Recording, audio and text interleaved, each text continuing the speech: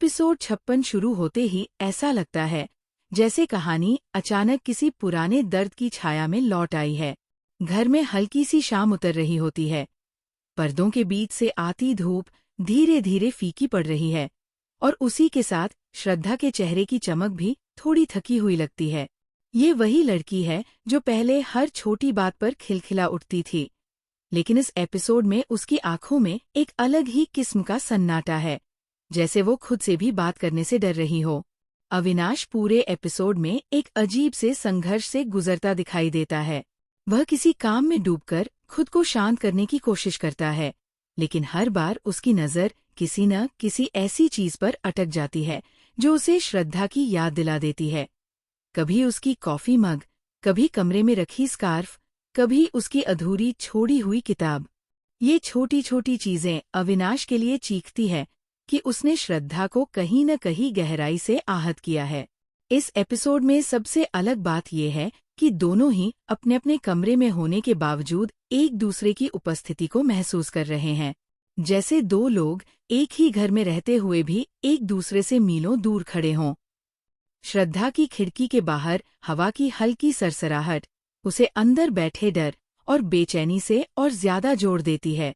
वह अपने हाथों को कसकर पकड़ लेती है, जैसे अपने ही भावनाओं को रोकने की कोशिश कर रही हो कि कहीं वे बाहर न बह जाए।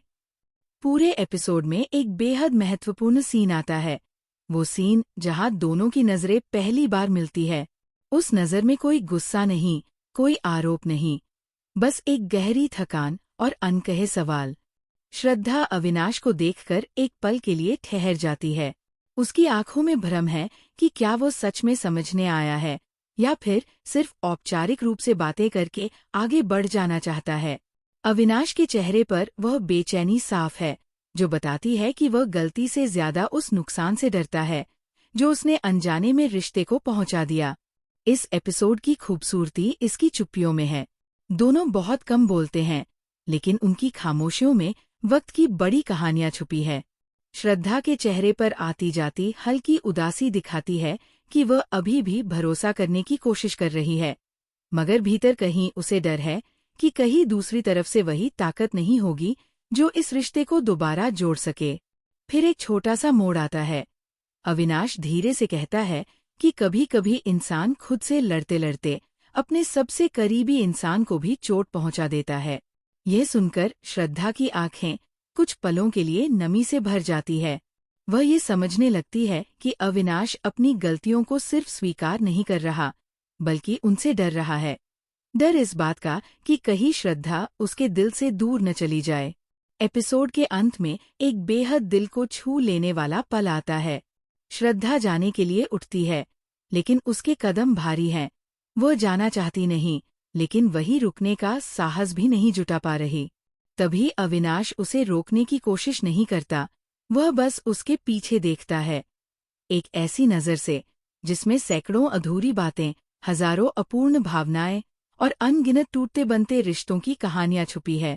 ये नज़र श्रद्धा के दिल में कुछ गहराई तक छू जाती है, जैसे वो कह रही हो कि सब ठीक हो जाएगा, बस वक्त लगेगा। एपिसोड का आखिर का फ्रेम बेहद शांत है, लेकिन उस शांति में तूफान समाया हुआ है।